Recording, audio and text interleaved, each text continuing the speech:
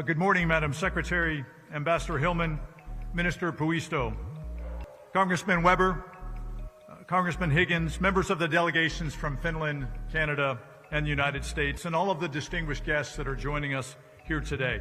My name is Admiral Kevin Lunde. I'm the Acting Commandant of the United States Coast Guard, and it's my honor to welcome you all to the Douglas A. Monroe Coast Guard Headquarters building for this principals meeting for the Icebreaker Collaboration Effort, or Pact. Today marks a significant milestone in our shared commitment to advancing Arctic security, industrial cooperation, and workforce development. Together, we're forging a path to ensure that our nations are equipped to meet the challenges of the polar regions while fostering economic growth and innovation.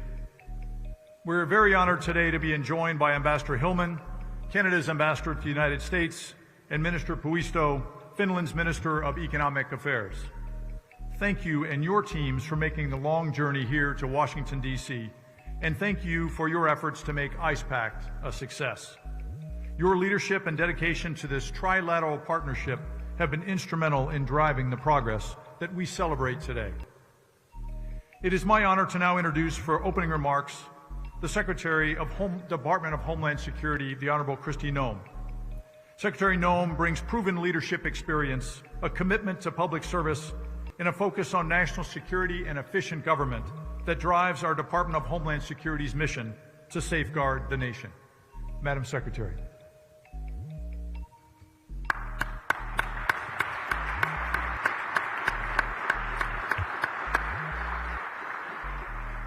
Good morning. It's a beautiful morning, and I'm so grateful to be with all of you, and thank you for coming to memorialize this significant event, not just for the United States of America, but for our great countries, Canada and Finland, and the relationship that we're going to continue to build. And that's what we are, is that we are a people of builders. We have a president that has spent his lifetime and his legacy building things, building relationships and projects and futures with the work of his hands, the legacy of his family, but also with a vision for the future of this country.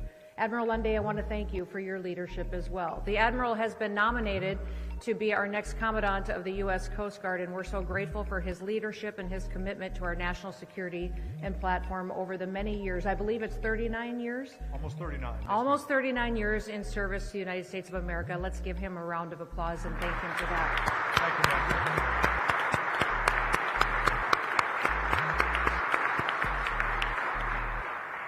And Congressman Higgins and Congressman Weber, thank you for coming today. You have led with distinction. You serve and represent your people well, but you also keep your eye on the ball each and every day about what it means to keep this country safe. So thank you for your commitment and what it means to have your presence here today. It means a lot, not just for me personally, but to the entire room and to the Coast Guard and to these countries that know you'll continue to make sure that our relationship stays strong. So we appreciate you and your leadership.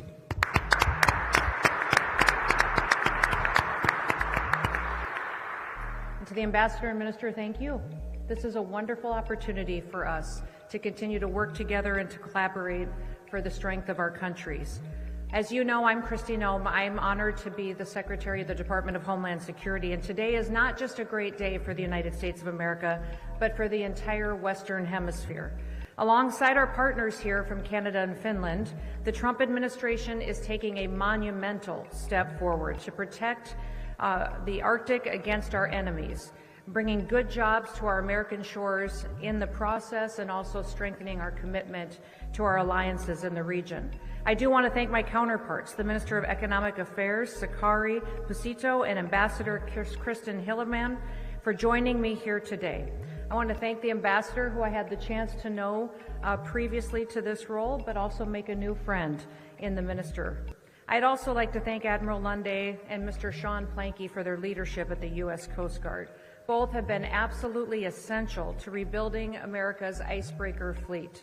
And thank you to all of the other industry partners who are in the room, and thank you to those other members of Congress that have committed to getting us to where we are here today. We could not simply have done this without all of you. Today is a major milestone in the race to secure the Arctic for all of our countries. The Arctic is the world's last, most wild frontier. and our adversaries are racing to claim its strategic position and its rich natural resources for their own. If we give up that high ground, then we will condemn future generations to permanent insecurity, and we're not going to let that happen on our watch. This is what brings us here today. To thrive in the Arctic, we need icebreakers. But if we're going to get those icebreakers that we need to secure our supply chains, and we need to invest in bringing our manufacturing back here home to our American shores. And that's why Pact is such a big deal. It's not just a symbolic agreement, it's one that is delivering tangible results for all of our countries. It's powering our economies, it's strengthening our collective Arctic defense, and it's bringing us one step closer to rebuilding our icebreaker fleets. America has been in the Arctic region for over 150 years, and now, once again, we're acting together as one under the leadership of President Trump. Already we're seeing the fruits of his leadership, and in August of 2025, we commissioned the U.S. Coast Guard cutter Storis, the first polar icebreaker acquired by the Coast Guard in over 25 years. But commissioning the Storis was just the first step. Thanks to the funding secured by President Trump's leadership and members of Congress that are in this room, we are dramatically expanding our icebreaker fleet. The Coast Guard's polar security and our new Arctic security cutter programs are moving forward full steam ahead. We're working hard to develop, to build, and deploy these critical assets so that we can have our warfighters ready all the time and on record time. And this meeting could not have come at a better time. Soon after the Storis was commissioned, Chinese research vessels openly operated in and near U.S. Arctic waters. Their goal was clear. They wanted to test America's resolve.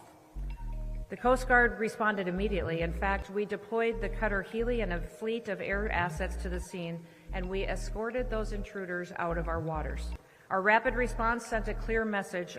Under President Trump's leadership, we will defend our sovereignty. And I can guarantee you that President Trump is committed to this mission. In October, he signed a memorandum on Arctic security cutters in the Oval Office, emphasizing the urgency behind delivering these icebreakers to the fleet. And Pact is going to help us make that happen. By pooling our resources and our expertise, we are going to deliver these vessels on time, and we're going to minimize our costs. Just this year, the Canadian shipbuilder Davies announced a $1 billion investment in U.S. shipyards to build icebreakers right here in America. And companies from Finland are teaming up with American shipyards to deliver new cutting-edge icebreakers. Both efforts are going to continue to create long-term, well-paying jobs for U.S. American-born workers. And on that note, I'm proud to announce the release of the Pact U.S. National Defense Workforce Plan and Development Plan. This plan is going to set the stage for rebuilding our shipyards and revitalizing an industry that has been left on the wayside for far too long. Not only will these workers be able to provide for their families, but they'll be able to take pride in knowing that their work is absolutely critical for American security, for our economic growth, and for Arctic dominance. This plan will set the stage for future efforts to join even more programs in 2026 and beyond far into the future. Finland and Canada are essential to the success of that mission, and American shipbuilders are some of the most innovative, dedicated, and hardworking individuals in the world. But they have been let down by the policies that put America last. That is changing today. Through initiatives like the Workforce Development Plan, President Trump is bringing this proud industry back to life. And under his leadership, America is restoring our Arctic and our maritime dominance. So thank you again, Minister Pesito and Ambassador Hillman, for your nation's willingness to join us on this mission. May God bless you. May God bless the people of Finland and the people of Canada, and may God continue to keep his hand and protection on the great United States of America. Thank you.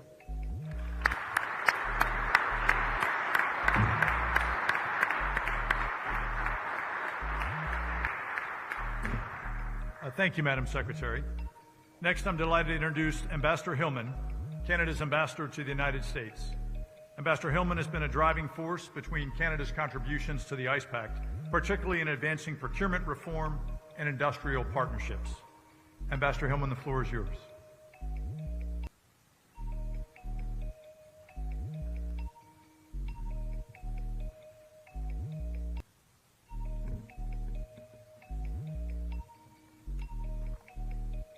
Thank you very much, Madam Secretary. It is a delight to be here with you again and spend some time. This is a very important meeting for us, and we are delighted to be here with you and colleagues. And it's a pleasure to be here with you too, Minister Puisto, for this historic, I think, meeting between our three countries that solidifies our strong effort and commitment to the Icebreaker Coalition effort. Today, there is no doubt that we face an increasingly dangerous world. And it is important in these times to build on the relationships with our key allies. Canada, the United States, and Finland are all making economic and security decisions that meet the moment. Just a few short years ago, our ally Finland officially joined NATO, bringing the organization's membership to 31. A net contributor to Defense Alliance, Finland's already contributing with its Arctic capabilities, resilience, and highly advanced military. Finland's membership to NATO is essential for all allies, and especially for those of us who are Arctic nations, so we thank you for that. And every day, of course, Canada and the United States demonstrate our abiding commitment to each other's security. Our law enforcement, intelligence agencies, military and security forces collaborate closely to safeguard the North American perimeter, including the Arctic and northern regions. Canada is taking a number of steps to ensure that we remain a strong and steadfast ally for the United States, whether it's on land, air, or sea. We're investing over $30 billion in our defense security over the next 5 years, which is a generational investment, our largest defense contribution in decades. And we're accelerating investments in the years ahead on a path to meeting NATO's 5% pledge by 2035. Now, let me just share, if I may, a few investments that I think are crucial to the group gathered here today. Canadian and American armed forces have jointly defended our North American airspace through the North American Aerospace and Defense Command, or NORAD, for over 65 years. But we need to keep pace with evolving threats. And so, Canada is investing in NORAD modernization by enhancing infrastructure, control communications, surveillance, air weapon systems, science, and technology. Specifically, as Arctic allies, we're dedicated to securing our northern regions, and now more than ever, with the threats that the Secretary has referenced and geopolitical competition in the Arctic. The ability of our armed forces to protect our sovereignty and respond to threats in the Arctic is essential. It is also a tenet of our national nation-building projects in Canada. For example, our new Arctic Infrastructure Fund is going to expand infrastructure in the region, including deep water ports and a sea lift infrastructure to support military as well as non-military functions. Our new Arctic Economic and Security Corridor will include an all-weather dual-use land and port-to-port infrastructure that will increase the capability of Canadian armed forces in the north. And we lead Canada in monitoring the north. We take this responsibility very seriously and are bolstering our capabilities, including by establishing northern operational support hubs and a new satellite-to-ground station so that we can provide year-round presence in the Arctic. These investments will expand Arctic and maritime surveillance and strengthen cyber and space capabilities. But of course, we're also modernizing our maritime fleet to enhance our ability to operate in Arctic waters. In Canada, in 2010, Canada launched the National Shipbuilding Strategy to build modern vessels, including many new icebreakers that are going to strengthen our ability to protect our sovereignty and improve our operational capability. It has positioned us well to participate in this cooperation in the Ice Pact today. By investing in cutting-edge ship designs and advanced Arctic capabilities, we've developed world-class expertise and an ability to deliver state-of-the-art vessels to meet the challenges of the future. We continue to make new maritime investments and stand ready to share our expertise with all of our allies to support a sustainable, peaceful Arctic and to uphold international rules and standards in the region. And of course, as we know and why we're gathered here today, partnerships such as the Ice Pact are a critical component of ensuring security and sovereignty in the Arctic. By creating this framework to design, build, and maintain the best-in-class Arctic and polar vessels, including icebreakers, this partnership enhances information exchange, industrial collaboration, and research and development to ensure that all three of our nations can respond effectively to Arctic challenges. Since our countries signed the Ice Pact Memorandum of Understanding last year, meetings such as this one have laid foundations for the big announcements and moving forward as we are today. Just last month, we celebrated the U.S. launch of an icebreaker fleet renewal initiative that will be supported by Canadian shipyards. And both Canada and Finland, who are recognized leaders in icebreaker design and construction, will leverage our expertise to maximize joint capabilities with our American friends and colleagues in icebreaker development. In this case, the United States has selected a multi-purpose icebreaker developed by Canada's Seaspan and Finland's Arctic for 6 of its new Arctic security cutters.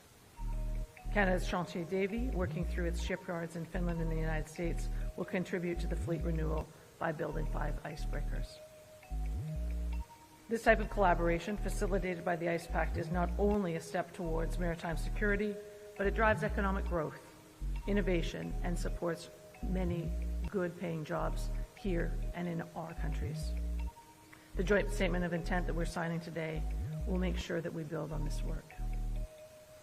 Central to that statement is our continued commitment to strengthen our combined industrial capacity and cooperation, and so we will work even closer together with our Ice Pact partners to help keep the region safe. In particular, in 2026, we're going to work to further enhance our industrial cooperation, to boost our combined shipbuilding industries, to design, build, and market Arctic and polar icebreakers and other vessels. We'll emphasize workforce development, including exchange of personnel for training among the participating countries, and we will work to determine the best technology, design, and method to produce the best-in-class icebreakers. To ensure that we remain the best in the world, we will promote even more research and development initiatives and benefit from the expertise and innovation of each of our 3 countries to advance the technology for polar vessels. So we're delighted to be here today, signing the joint statement of intent alongside our dear colleagues. And we're looking forward to our discussion a little later on to find ways to continue to meet the moment, this difficult moment, but a moment that, working together as allies, we are confident that we will be able to meet and succeed. Thank you very much.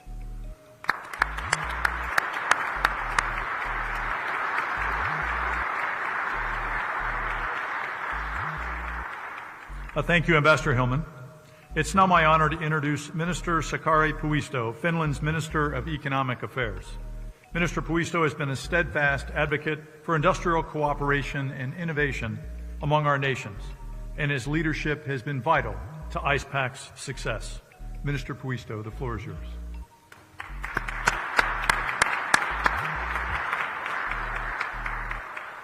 Thank you, and good morning, everybody. Distinguished government leaders, Secretary Noem, Ambassador Hillman, highly esteemed members of Congress, colleagues, industry representatives, friends, Admiral. We are gathered here to celebrate more than a 1-year milestone in Ice Pact cooperation. We are celebrating the continuation of a vital alliance, one forged in the harshest environment on Earth, the Arctic. The High North is not the easiest area to operate. It's a frontier defined by overwhelming beauty, pristine nature, and uncompromising challenge for seafaring. It demands respect, resilience, and above all, right type of capabilities. Today, we honor the indispensable partnership between Finland, Canada, and the United States, a partnership defined by shared strategic vision and a commitment to ensuring that the Arctic remains open, free, secure, and navigable for generations to come. This cooperation is fundamentally enabled by a critical piece of engineering, an icebreaker. And that brings us to the heart of the matter, the reason this partnership is so uniquely successful. Ladies and gentlemen, when we talk about breaking ice, we are not just talking about mechanics, we are talking about national competence. For Finland, navigating ice is not merely a technical skill, it is our maritime heritage, ingrained in our culture for more than a century. It began not as a strategic military imperative, but as an essential requirement for survival and trade. If our ports froze, our economy froze. With this experience, Finnish innovation sets the global standard for icebreaking technology. When Canada and the United States partner with Finland, you are not just acquiring a vessel, you are investing in proven resilience and the cutting-edge know-how and proven shipbuilding capabilities. We have pioneered multiple technologies and innovations now used worldwide. The advanced hull shapes, special materials, paints, electric propulsion, the azimuthal propulsion systems, which is a maritime propulsion systems where propellers are mounted so that they can rotate 360 degrees, and the ability to operate reliably year-round in extreme conditions, both in the Baltic and polar regions. The expertise is not theoretical, it is tested and guaranteed by millions of nautical miles logged in the world's most challenging ice conditions. This deep knowledge and closely knit icebreaker ecosystem, from the designers in Finland to the steelworkers in the yards, is what we bring to this partnership, and in a timely manner. We offer not just capability, but confidence. The confidence that these critical vessels will perform when needed, safeguarding your security, your missions, and the future of peaceful Arctic for all of us. Esteemed attendees, the Arctic is changing. As climate shifts, so does the strategic role of the Arctic. It means more activity, open shipping lanes, and a more important region for national security. The need for reliable, powerful icebreakers has never been more acute. Icebreakers enable us to maintain sovereignty, to assert presence, provide search and rescue, national defense, and necessary logistical support to remote communities, and to enable commerce. To keep global sea lanes open, connecting our economies across the northern passages. This is why our trilateral cooperation is a model for the world.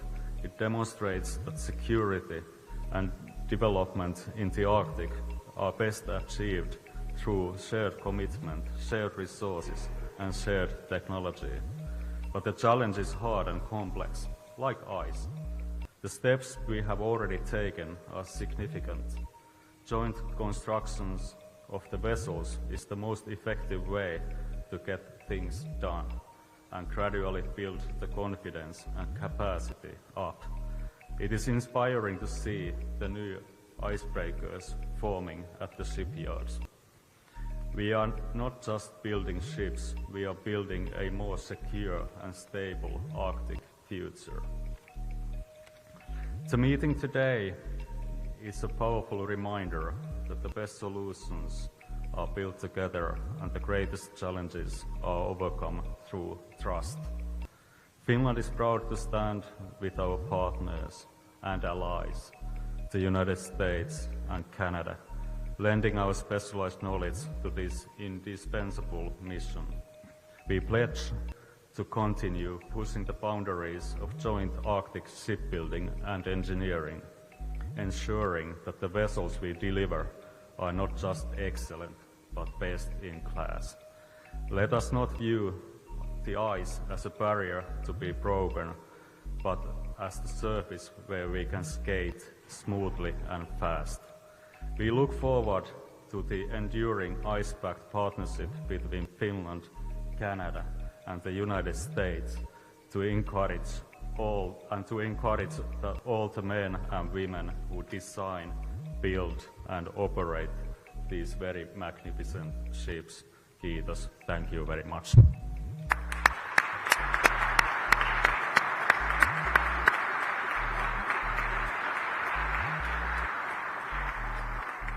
Thank you, Minister Puisto. Ladies and gentlemen, we now move to the signing of Joint Statement of Intent, a document that acknowledges the achievements of Ice Pact since its formation in November of 2024 and formalizes our future shared goals and commitments under the Ice Pact. This Joint Statement of Intent reflects our collective determination to strengthen industrial capacity, enhance workforce development, and secure the polar regions through trilateral cooperation. I now invite Secretary Noem, Ambassador Hillman, and Minister Puisto to sign the Joint Statement of Intent.